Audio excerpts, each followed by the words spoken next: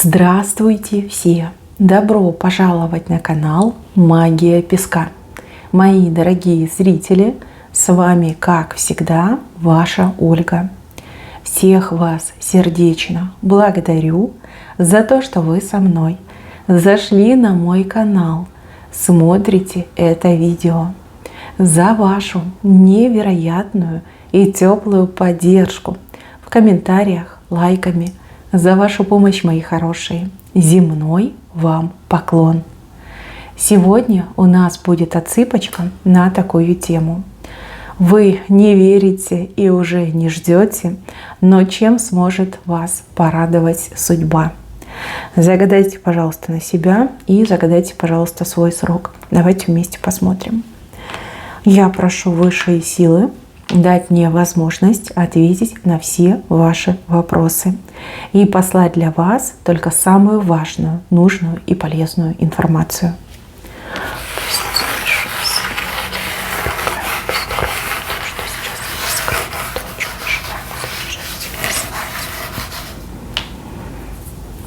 Классно, якорь вышел. Так, мои милые, ну что ж, во что вы тут не верите, чего уже не ждете? Ну, судя по якорю, не верите вы в стабильность, не ждете стабильности, что выйдете вы из этого круга сансары, бед и неприятностей, что ваше мытарство, мучение закончится и что сможете пожить действительно в хороших условиях, в здравии, в добре, в свете, рядом с добрыми, хорошими, любимыми людьми. В стабильность не верите.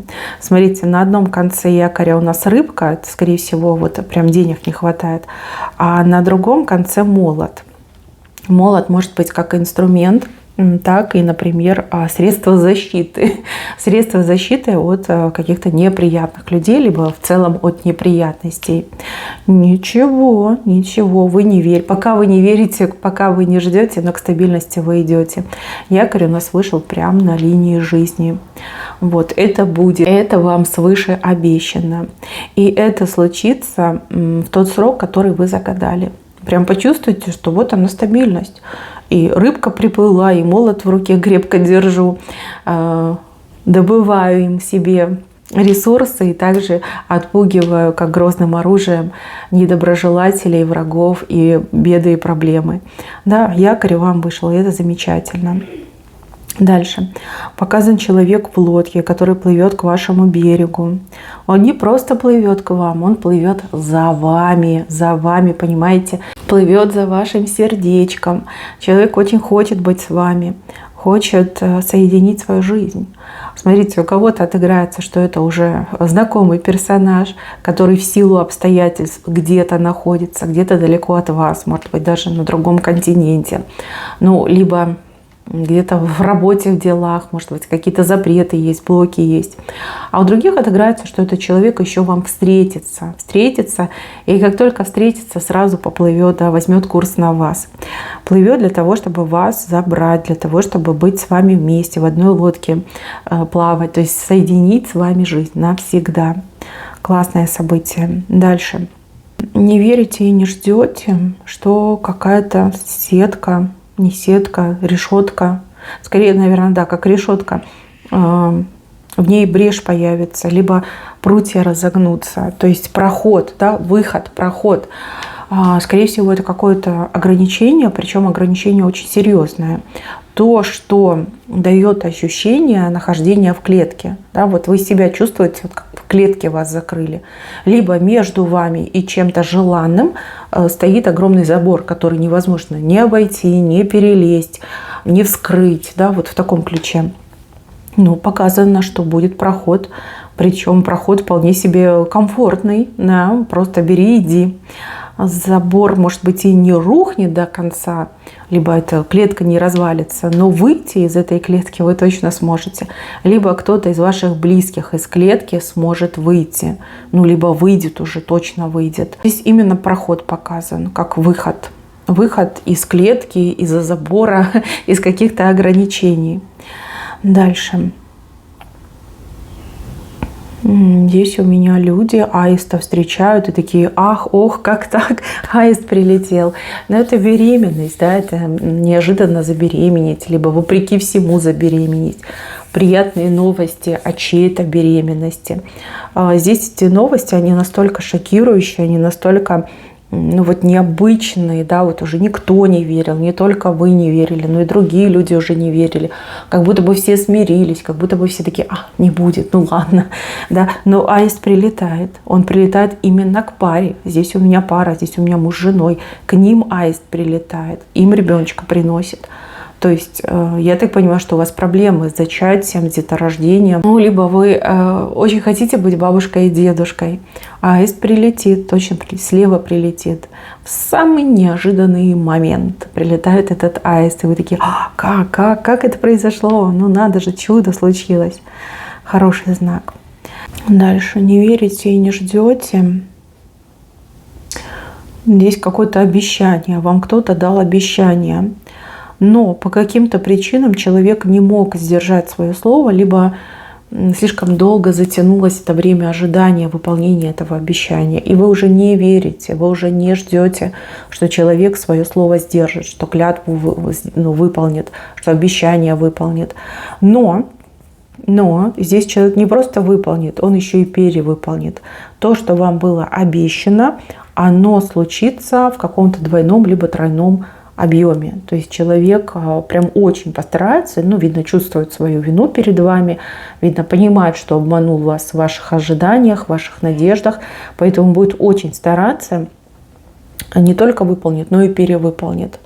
Как там обычно говорят, обещанного 3 года ждут, на 4-й забывают, но в вашем случае обещанного 3 года ждут, а на 4-й год исполнение обещания получают, причем в каком-то расширенном объеме, формате. Но вам точно понравится, и даже будет немножечко стыдновато за то, что вы этого человека подозревали в том, что он обманщик, обманщица, да, в таком ключе. Выполнит, обязательно выполнит. Дальше. Летучие мыши. Летучие мыши разлетаются в разные стороны. Летучие мыши — это страхи. Это негатив. Негатив, который вам делали, который вам желали. Негатив, с которым вы по жизни столкнулись. Также летучими мышами показывают сплетни, сплетников. Да, досужие разговоры, которые ходят по поводу вас, либо ваших близких, разлетаются. То есть кто-то их спугнет, кто-то их распугает, и они все разлетятся в разные стороны. То есть негатив уйдет из вашей жизни. Сплетники со своими сплетнями исчезнут из вашей жизни. Какие-то страхи, неприятности, неприятные моменты, это тоже все уйдет. И это хороший для вас знак, потому что этому знаку ваше сердце радуется. Это как-то прям вас лично касается, либо это то, что вам боль причиняет. Да? Когда про вас гадости говорят, либо про ваших близких, конечно, вы воспринимаете близко к сердцу, и сердце болью наполняется. Либо когда вы в страхе живете, в переживаниях живете, опять же, близко к сердцу, сердце болью наполнено. Все это уйдет. Мыши разлетятся. Кто-то либо что-то их вспугнет, либо распугает, и они будут лететь кто куда, понимаете? Кто куда, но лишь бы подальше от вас. Сердце очень порадуется этим событиям. Дальше в левой стороне как будто бы плаха. Там кто-то голову положил на эту плаху. Как будто бы процесс казни, что ли. Странная, конечно, картинка, но да ладно. Высшим силам виднее. Наказание, понести наказание, либо это казнь уже происходит. Кто-то положит голову на плаху, кто-то плохой положит голову на плаху. И момент сатисфакции, он состоится. Я не вижу, чтобы это было вашими руками, но я так понимаю, что благодаря вам, либо из-за вас, во имя вас, да, в таком ключе. Момент сатисфакции. Брак голову ложит на плаху. Либо тот, кто в жизни больше всего перед вами провинился, виноват, именно этот человек принимает свою незавидную участь, да, свое наказание принимает. Зрелище, конечно, страшное, устрашающее, но тем не менее Раз показали, значит, вы должны об этом узнать. Может быть, вас кто-то очень сильно обидел, и нет ни единого шанса на то, что возмездие состоится, да, либо на то, что человека призовут к ответу, да, что человек понесет свое наказание. Вас свыше предупреждают, что положит голову на плаху. И там уже и вердикт, и суд, уже все состоялось. Только должен подойти палач и, ну, в общем, махнуть чем-то там, топором, например, да. И все, и вопрос будет решен. Вопрос будет решен. Как-то вдали это от вас происходит, но либо вы не будете участником этих событий, может быть, как-то со стороны будете наблюдать, либо издалека к вам будут приходить новости о том, что, ну, вот такое действие, суд происходит. И еще, мои хорошие, здесь какая-то лошадка полудохлая, извините за слово, но прям кожа до кости. И еще у нее явно какой-то сколиоз, скорее всего. Я не знаю, бывает у лошадей сколиоз. Ну что, спина у нее неровная. Вроде как на верблюда чем-то похожа, но это лошадь. Очень худая. Это проблемы на работе, проблемы с работой, проблемы в вашем бизнесе. То есть вроде как вы хотите, но вас не берут. Либо вы все делаете, а успеха не достигаете. Либо вы в бизнес свой там прям все, что могли, вложили, не только материальное, но и душу, сердце, а ничего не идет. Да? Либо наоборот, вот как чувствуете, прогораете. Здесь показано, что есть на то причина. Не могу сказать, что конкретно. Видно, все причины разные будут, либо у каждого будет своя причина. Но вижу, что вы свою лошадочку откормите. Я вижу, что вы найдете какой-то способ, метод для того, чтобы лошадке силы вернуть. Для того, чтобы спина у нее стала ровной. Для того, чтобы она массу набрала. Для того, чтобы ножки у нее не подкашивались, не дрожали, а вот именно четко стояли на земле, уверенно себя чувствовала. Что-то вы будете предпринимать, что-то вы будете делать. Не могу, опять же, сказать, что, потому что вы все разные, но благодаря вам лошадка оживает, лошадка становится, ну, полноценной лошадью, такой мощной, сильной, не остановить. Вы, главное, не отчаивайтесь, делайте то, что делали, а решение, я так понимаю, само придет. Либо вы какую-то подсказочку получите. В общем, какое-то чудо-средство, может быть, получите, узнаете. Лошадочка ваша на поправку пойдет. Сейчас, конечно, жалко на нее смотреть, ну, очень плохо все обстоит, но будущее у этой лошадки просто прекрасное. Соответственно, и у вас прекрасное будущее. Не отчаиваться, и вы еще вон плясать будете. Плясать от того, какая славная ваша лошадка. На вашей улице будет праздник. По-другому тут и не скажешь. Дальше. Кольца. Причем кольца соединились. Вот они вместе в сцепке. Это брак. Это союз. Это официальные отношения, да, подтвержденные, зарегистрированные в ЗАГСе. Кольца.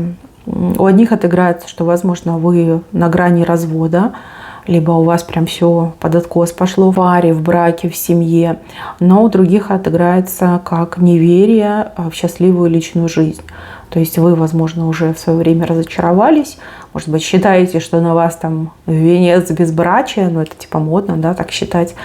Вот. А на самом деле нет. Вот у меня союз с левой стороны, причем официальный союз.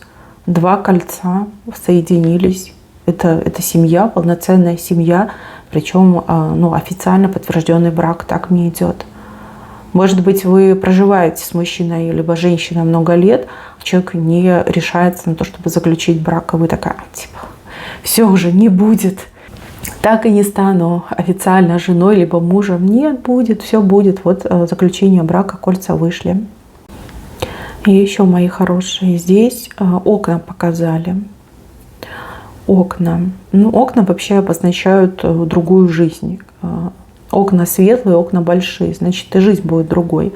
И также в прямом смысле слова, возможно, у вас не очень хорошие окна, и вы хотели бы их заменить, но для вас это просто вот космическая сумма, и вы не верите в то, что эти окна будут заменены. Ну, судя по картинке, и новая жизнь у вас будет, и новые окна, это 100%. Причем очень какие-то вот красивые, светлые, много-много света пропускают. Так мне идет.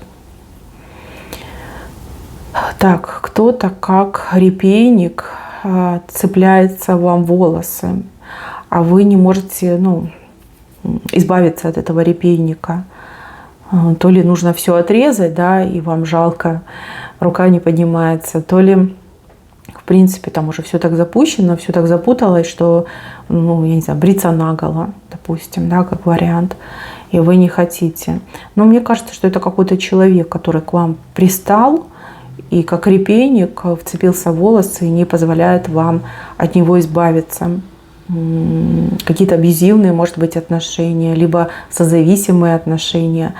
Но как бы там ни было, вижу, что вам не придется ничего стричь, брить точно не придется. Показывают рядом с вами человека, который гребнем вычесывает вам этот репейник. То есть это помощь. Придет помощь от какого-то человека, который поможет избавиться от того, кто вас достает, от того, кто вам жизнь портит. Волосы вам кто-то расчешет. И, кстати, расчесывать волосы – это к переезду. То есть, возможно, этот человек вас даже не только спасет от абьюзера, но еще и куда-то с собой заберет, увезет, поможет переехать. На самом деле хороший знак с левой стороны. Но вы, я вижу, вы прям отчаялись уже, да, вот кажется, что никогда не избавлюсь. Так и буду всю жизнь от этого репяха страдать. Но нет, я вижу, что вам волосы расчесывают, вычесывают этот репях, репейник. Не знаю, как правильно, уже запуталась. Дальше. Человек запускает воздушного змея. Здесь кто-то исполнит вашу мечту. Именно вашу мечту исполнит. То, о чем вы мечтаете, то, чего очень сильно хотите, но то, что кажется совершенно невозможным. Ну, ни при каких обстоятельствах, да, вы думаете об этом и говорите: нет, ну точно нет, не в этой жизни. Видно, не по судьбе. Кто-то вам исполнит вашу мечту. Воздушного змея запустит человек. Дальше странная картина. Здесь как будто бы баран, причем такой с большими рогами, с медведем дерется. И баран такой крупный, прям под стать медведю. Но видите, медведь, вот он медведь, отгрызает вот эти противные большие рога у этого барана. Такой сильный знак. Это заступничество. Во-первых, да, это заступник-покровитель, этот медведь. И также могут показать вас. Вас могут показать медведем, который какому-то дурному человеку прямо эти рога сбивает, отгрызает. Да, может быть, вы и не знаете, на что вы способны. Может быть, вы и не знаете, какой силой обладаете. Либо сила ваша еще не открылась. Но вот это фрагмент вашего будущего. Это фрагмент, который произойдет в тот срок, который вы загадали. Либо кто-то за вас заступится, какого-то барана, не просто прогонит, но еще и рога ему откусит. Либо это вы сами. И так может отыграться. Но медведь побеждает, баран отступает. Ну что, рога потерял, что он теперь может? Громко бегать, ну это уже не поможет. Может быть, это какая-то непримиримая борьба. Может быть, это человек, который, ну, как-то на вас очень сильно влияет, подавляет. Может быть, это даже какая-то конкуренция. Но вижу, что все случится. Все случится, баран рога свои потеряет. Ну и также, мои хорошие, может быть картинка семейных отношений, да, когда партнер как баран, и что ему не скажи, он все такой лбом, да, выбивает, рогами своими выбивает. Возможно, вы в паре, в отношениях покажете свою силу. Покажете, что вы терпеть этого не будете, и все теперь будет по-вашему. Но картинка очень сильная, и она к добру, однозначно к добру. А если у вас такой заступник-защитник появится, это же вообще милое дело, да? Просто милое дело. Дальше. Женщина выпрямляет свою спину. Не знаю, то ли у вас спина болела, то ли у вас какая-то бешеная нагрузка по жизни была. То есть вы не отдыхать полноценно не могли, не жить нормально не могли, да, постоянно вот загрузка стопроцентная, я бы даже сказала 1000%, так что у вас спина уже просто вот выгибалась, прогибалась, ломалась. Но у кого-то действительно боли в спине, может быть из-за травмы, может быть какое-то заболевание, да. Вот спина адски болела, и вы ничего не могли поделать. Вы в каком-то вот таком скрюченном состоянии, в положении ходите, живете, страдаете от боли в спине. Видите, 2 человека рядом, они вам что-то делают, что-то делают. Если это заболевание, то, скорее всего, это специалисты, которые вам проводят лечение, может быть, даже какую-то операцию вам делают, что помогает выпрямить спину. Если это про нагрузку идет, что вы прям загружены, то это 2 человека, которые вам помогают. С вас эту тяжелую ношу снимают. Помощники. Возможно, это ваши дети, которые будут вам очень классными помощниками. Возможно, родственники, возможно, друзья, подруги. Да? Кто-то, кто вмешивается и кто вас разгружает. Дальше. Вижу мужчину. Мужчина удочку выкинул, сети в руки взял. Ну, сетями, конечно, он больше рыбы поймает, но и больше сил будет тратить на ловлю рыбы. Но с другой стороны, возможно, это единственно правильный выход. Да? Возможно, удочка он там по одной рыбешке таскал, причем мелкой, и этой рыбешкой сыт не будешь. А семья, например, растет, либо запросы у семьи растут. Опять же, качество жизни страдает. Теперь мужчина берет в руки сети, и с сетями он, конечно, герой. Но и, опять же, много сил будет тратить, потому что сети тянуть тяжело, особенно в одиночку. То есть девушки, женщины, кто сейчас с маленькими детьми, например, дома, и у вас один добытчик мужчина, и зарабатывает он не так много, то у мужчины у вашего будет хорошая работа, но он меньше времени будет дома проводить, да, потому что работа будет занимать практически весь его день, и, скорее всего, еще будет приходить уставшим. Но, тем не менее, это сетями, и заработки у него увеличатся, доход у него увеличится, ну и уровень, образ жизни у вас тоже изменится в лучшую сторону.